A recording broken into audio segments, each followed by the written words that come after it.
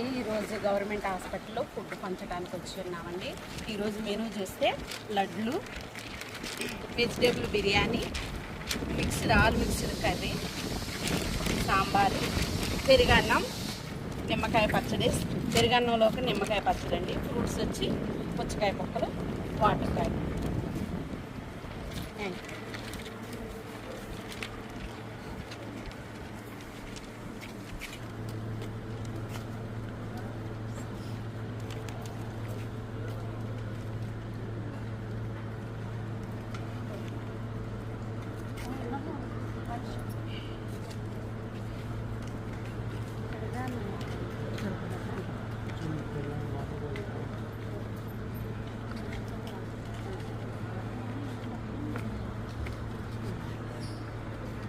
Bien, muy bien.